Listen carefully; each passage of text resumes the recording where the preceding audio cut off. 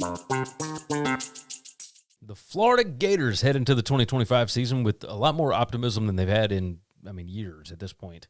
After an 8-5 record in 2024, they went 3-5 in the SEC. Billy Napier enters his fourth season in Gainesville, sitting right at 500, 19-19. Last fall, the Gators dealt with chaos, injuries, lineup instability. They had 3 starting quarterbacks last year. They had 3 running backs. Just a revolving door across both lines of scrimmage. But they weathered the storm. They finished hot. They got wins over LSU, Ole Miss, and Florida State, and then Tulane in the bowl game. And now they return an experienced roster that finally looks ready to compete at the highest level. The offense is built around the sophomore quarterback, DJ Lagway. He flashed both brilliance and some freshman mistakes last season. I think that's easy to say. And he's considered a legitimate Heisman candidate, and he's, that is if he can stay healthy. All these unexpected injuries that keep popping up and whatnot certainly make me wary of it, but he's going to be protected by a veteran line that includes Austin Barber and Jake Slaughter. Skill positions are deeper. Leading rusher Jadan Baugh is returning, plus the receivers Eugene Wilson III and Aiden Myles, alongside transfer target J. Michael Sturdivant from UCLA. With Lagway's big arm and a stable supporting cast, the offensive coordinator Rob Sale finally has the pieces to make this attack consistent, and that is definitely a good thing. Defensively, we're moving over to Ron Roberts. Austin Armstrong is gone. He is now at Houston. Youngest defensive coordinator in SEC history is officially out, and they found a spot for him. It worked out well. Ron Roberts had kind of taken over the defense towards the back half of the last season anyway. They got a more cohesive group after they juggled too many injuries last fall. Stars are on the line. Of course, Tyreak, Sapp, and Caleb Banks. They anchor a group with some size and athleticism.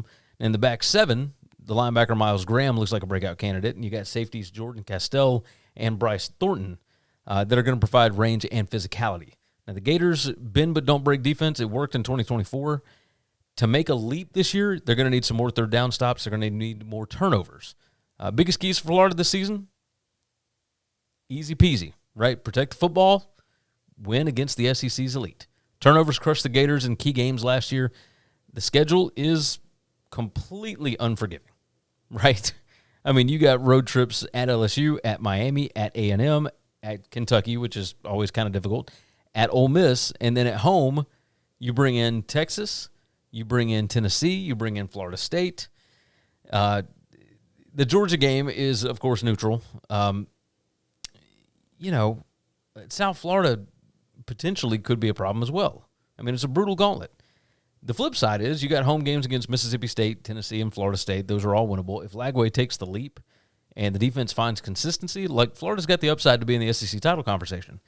For Billy Napier, this is his best and his deepest team yet. Anything short of 9 wins is going to feel like a disappointment in Gainesville. But if the Gators manage this schedule, they could be one of 2025's surprise playoff contenders. The odds on this season, the win total sits at 7.5.